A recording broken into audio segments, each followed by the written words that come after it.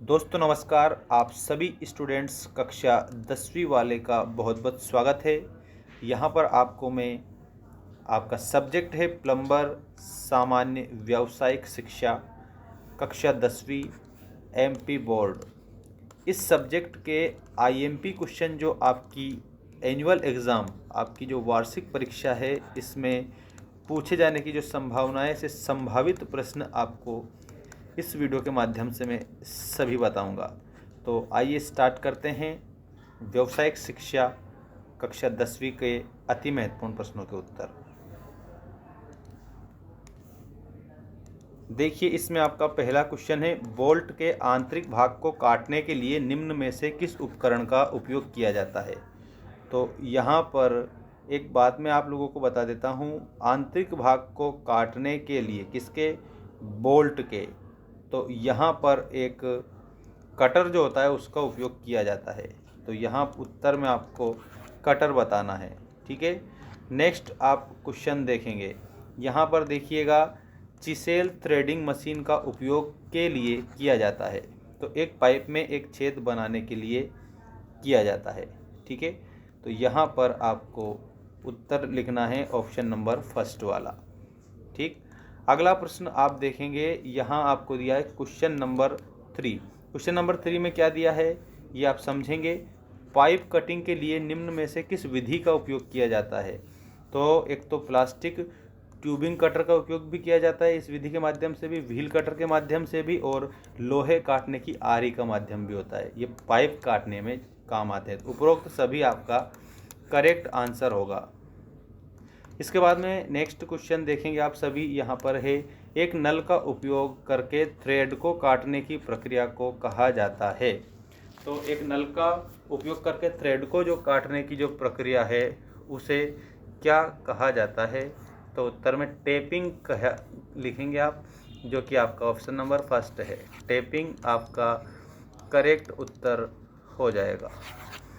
अगला प्रश्न आप देखेंगे, यहाँ पर दिया है, एक दबाव परीक्षण करते समय पाइप में कितना दबाव बनाए रखा जाना चाहिए। तो 30 psi का दबाव बनाया जाना चाहिए, ठीक है। नेक्स्ट प्रश्न आप देखेंगे, यहाँ पर आपके रिक्त स्थान आ चुके हैं, इम्पोर्टेंट रिक्त स्थान। TPI का अर्थ थ्रेड प्रति इंच, आप इसे याद रखेंगे, थ्रेड पर इंच, ठीक है। इसके बाद CPI पाइप में रिसाव के मामले में किया जाता है।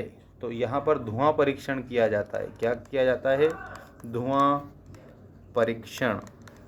अगला प्रश्न देखेंगे, पाइप कटिंग के लिए का उपयोग किया जाता है। तो पाइप कटर का उपयोग किया जाता है, pipe cutter. Chisel threading machine का उपयोग के लिए किया जाता है। तो पाइप में छेद करने के लिए किया जाता है, पाइप में छेद करने के लिए किया जाता है। बोल्ट के बाहरी भाग को काटने के लिए उपकरण, तो यहाँ पर आपको याद रखना है, ये डाई उपकरण होता है, इसका आपको उत्तर याद रखना है ये वाला। इसके बाद सही जोड़ी बनाइए वाले अति महत्वपूर्ण प्रश्न आप देखेंगे। यहाँ पर सबसे पहले आपको क्या दिया है, पाइप काटने का उपकरण, तो उसको आप क्या कहेंगे, पाइप कटर कहेंगे। धातु और प्लास्टिक पाइप, तो ये लोहा काटने की आरी। इसके बाद में प्लास्टिक पाइप को जोड़ने की विधि जॉइनिंग कहलाती है, ठीक है। और एक नल या टोटी, ये छेद के अंदर की सतह, और उसके बाद सिलेंड्रिकल रोड पर थ्रेड काटना, ये डाई का माध्यम होता है, ठीक। इसके बाद सही और गलत वाले प्रश्नों को उत्तर आप देखेंगे। यहाँ पर आपके सत्य असत्य वाले प्रश्न आ चुके हैं। देखिए आप सभी, यहाँ पर फर्स्ट क्वेश्चन है, धुआं परीक्षण GI पाइप में रिसाव के मामले में किया जाता है। तो ये आपका असत्य होगा, ठीक है। एक नल या टोटी के एक छेद के बाहर सतह पर थ्रेड काटा जाता है, ये भी आपका असत्य होगा। अब इसके बाद में आप देखेंगे, ये आपका जो नेक्स्ट क्वेश्चन है, सीमेंट के सूखने पर जॉइंट में मजबूती विकसित होती है। तो ये आपका सत्य है। थ्रेड मशीन का उपयोग पाइप काटने के लिए किया जाता है। तो यहाँ पर आप लोगों को उत्तर में बता देना है असत्य। साल्वेट सीमेंट का उपयोग पाइप और फिक्सर को आपस में जोड़ने के लिए किया जाता है, ये आपका हो जाएगा सत्य, ठीक है। इसके बाद में आपको अति लघुत्तरी जो प्रश्न हैं उन अति लघुत्तरी प्रश्नों को कंप्लीट करना है। देखेंगे आप सभी, यहाँ पर पहला प्रश्न है, पाइप काटने के लिए उपयोग किए जाने वाले 3 काटने वाले टूलों का वर्णन करें। तो एक तो होता है plastic tubing cutter, wheel cutter, लोहे काटने की आरी।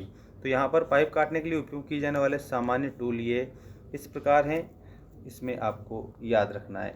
ये आपको नाम पहले ही बता दिए हैं, plastic tubing cutter, wheel cutter, लोहे काटने की आरी।